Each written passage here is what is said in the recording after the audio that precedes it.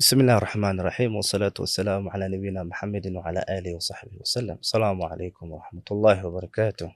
عليكم السلام ورحمة الله وبركاته. أهلا وسهلا. MashaAllah. Today, inshallah ta'ala, we will have Ramadan questions and fatwa, inshallah ta'ala, with our Sheikh Muhammed, Sheikh Abduweli. Sheikh, welcome. ما شاء الله. بارك الله MashaAllah. فيك. أهلا وسهلا. There's some questions that we got from our Muslim brothers and sisters, inshallah ta'ala, that we shall be sharing. The first question, Sheikh, a mother who is pregnant this year, then the next year she is breastfeeding. What and how could you advise her? Inshallah ta'ala. Barakallah fiqh, Sheikh. بسم الله الرحمن الرحيم. الحمد لله رب العالمين والصلاة والسلام على رسول الله. نعم. That question is repeatedly asked every Ramadan, and it's about women who breastfeed and the mothers who breastfeed and women who are pregnant. And Allah subhanahu wa ta'ala accepted whoever faces hardship, people who are sick, مرض أو على سفر, or they're traveling, then فعدة من أيام أخرى. Allah says in Quran, يريد الله بكم اليسر. He wants ease for you. ولا يريد بكم العسر. He does not want hardship for you. So breastfeeding mother and a pregnant woman, they are allowed to break their fast. وعلى الذين يطيقونه فدية طعام مسكين. And they pay or they feed the poor person. Now scholars have three different opinions. Some who say qada, that she make up her fasts. Others who say she make up her fasts and also feed the poor. And Ibn Abbas and Ibn Umar and other scholars who say that she only feeds the poor. So it comes repeatedly that she's breastfeeding this year, she's pregnant another year. Then after 2 years she's pregnant. We come to see that many mothers, sometimes they have 5 Ramadans, 6 Ramadans, they have not fasted. So to those we say the opinion which is more strong is the opinion of Ibn Abbas and Ibn Umar. And some scholars say وَلَمْ يَكُنْ لَهُمْ مُخَالِفٌ فِي الصَّحَابَة. They didn't have any opposition from the Sahaba. And that is, she only feeds the poor. The poor. Yes, if she has missed 5 days and that's after hardship, that she fears for her baby and she fears for herself. Then she feeds every day. She feeds a miskin every day. Every day she has missed, she feeds a miskin. So every day she has to feed a miskin. Yes, every day if she missed 5 days or 10 days or 20 days, she feeds a miskin for every day. Barakallah fiqh. Barakallah fiqh. Jazakallah khair, Sheikh. Sheikh, the second question from our dear brothers and sisters is it accepted to make a blood test during daytime? Yes, blood test, is it allowed to be made during daytime in Ramadan? Naam, it's allowed. But generally, someone to extract blood from his body, for example, blood donation is not allowed in Ramadan because you're weakened while fasting. If you donate blood, you need to nourish your body. So blood donation is not allowed, but small blood tests, there's no problem with that. Wallahu a'lam. Barakallah fiqh. Jazakallah khair. Sheikh, also, and the third question, it is also the same with like that one. Sheikh, is it accepted to use the inhaler and the drop eyes during Ramadan? And if I use it, will it affect or will it spoil my fasting? Barakallah fiqh, Sheikh. Barakallah fiqh. That's a good question. Fasting, we know that you al-imsak, you fast from food and drinks, anything which is nourishing your body. So the inhaler, is it allowed to use while fasting? Fi nahari Ramadan, daytime Ramadan? Naam, it's used because as the scholars say that inhalers do not reach into our worms. Yeah, they only open the chest. The chest, yes. So, and it's needed for medical issues, for health issues. So there's no problem in using inhalers. Eye drops, yes. You can use also eye drops. There's no problem with that. Some scholars talk about using the nose drops or ear drops because we know that this is ENT, the ear, nose, and throat. And whatever you use in your ear, you feel it in your throat. So is it allowed to use?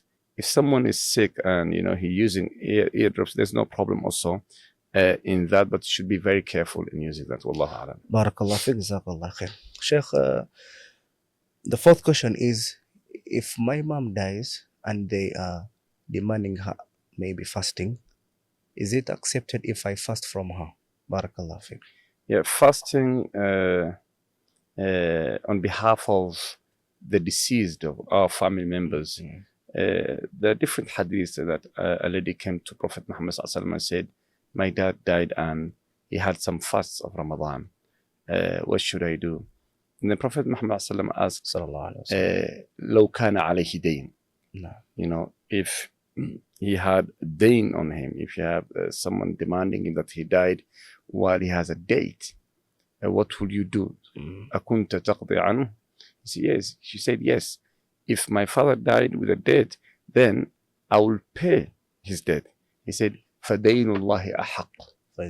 The debt of Allah subhanahu wa ta'ala is more, wajib is more obligatory now to pay. So if our dear ones die while they had fasts to pay, then we fast on behalf of them. We fast on behalf of them. So if they die like 5 days or 10 days, we fast those days. Wallahu a'lam. Barakallah fiqh. Jazakallah khair. Sheikh, our fifth question is, mostly women who are cooking food and they are fasting.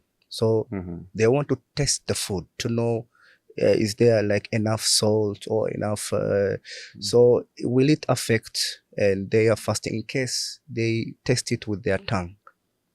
Testing food is allowed, as long as food is not going deep into your body system.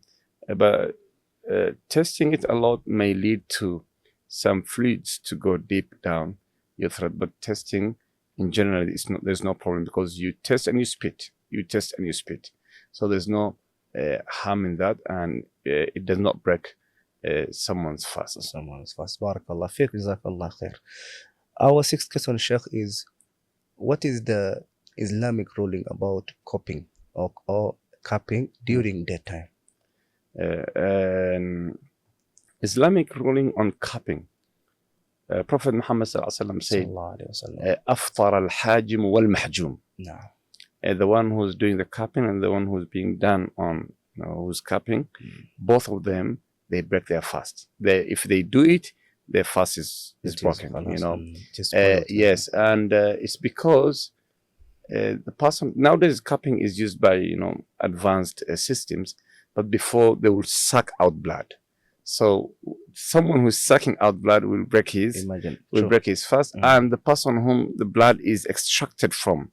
Because remember that al-hajim wal-mahjum, the cupping is that you lose a lot of blood after cupping. That's why it's advised to take some fluids, to take some juices, and because the body loses some blood. Anything which will weaken you while fasting is not allowed.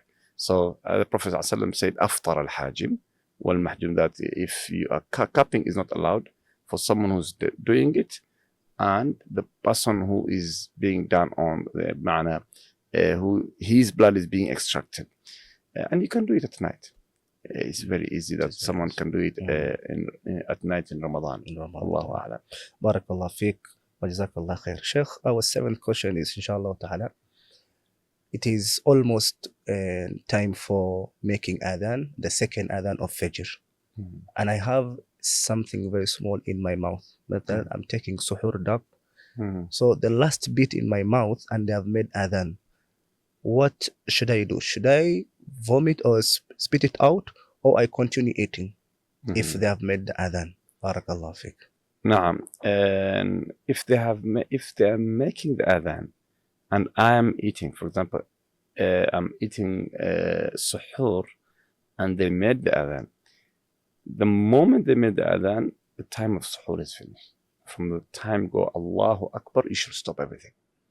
Now the scholars said, whatever I was eating, if I have something in my mouth, what should I do?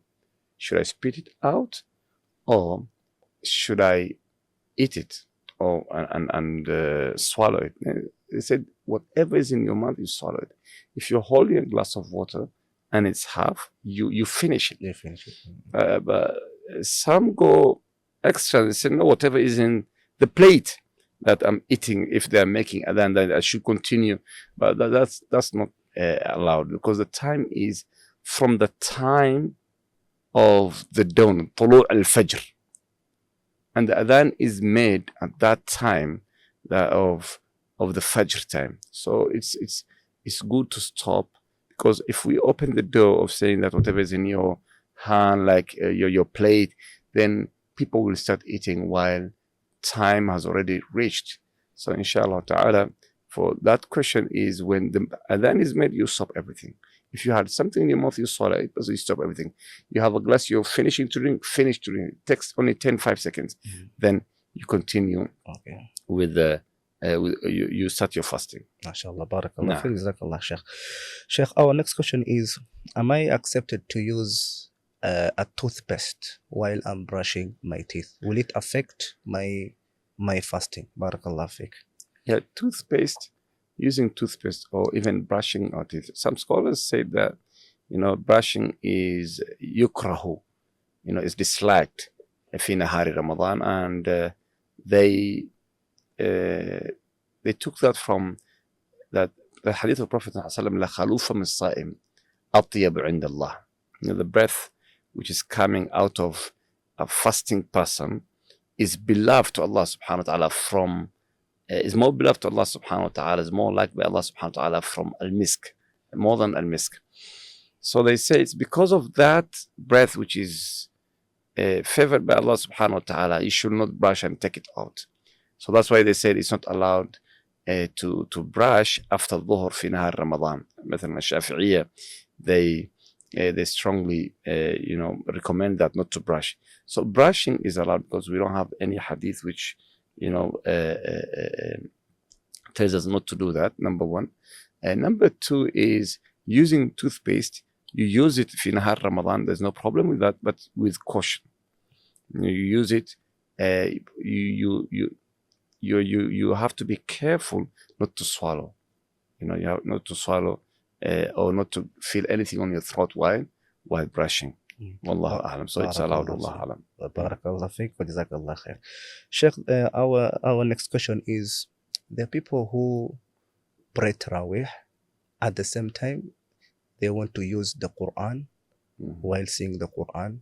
So will it affect their Tarawih? You mean while reading? Are they get the kitab while the Imam is reading? Exactly. Salah, we need to be more of, we need to have more of khushu', to reflect and ponder and listen. وَإِذَا قُرِئَ الْقُرْآنُ فَاسْتَمِعُوا لَهُ وَأَنصِتُوا. When the Quran is being read, that you listen to it. So reading from the kitab, sometimes someone is, looking at the pages where the Imam is reading. So it's better to listen to the Quran. Yes, and not to be busy with that. Some of us, we want to make ourselves busy, that we look at where the Imam is reading. So it's better not to do that. Yeah, it's better not to do that, unless if there's no huffaz in the ma'muma, in the congregation, and then there is someone who's holding the Quran, to correct the Imam. If the Imam forgets or anything, then that one is allowed. But generally, I cannot say it's not allowed. We cannot do that ruling, but it's not good to do that. It's better that you have your khushu' and you stand, behind the Imam and listen to the ayat of Allah subhanahu wa ta'ala. Barakallah fiqh wa jazakallah khair. Sheikh, our last question, which is, I say it very important. Sheikh, what is the essence? What is the deep meaning of fasting? Because there's some people, you find our dear Muslim brothers and sisters, daytime, maybe he's watching movies or he's sleeping, and then you find he might be active nighttime. So what is the deep essence? Like, what do we understand from fasting, and what should we be doing during Ramadan? Barakallah fiqh, jazakallah khair. Barakallah fiqh, jazakallah khair. Ramadan is fursa. It's a big chance, you know, and this is a time. This is a month of forgiveness. This is a month of mercy. This is a month of عتق من النار.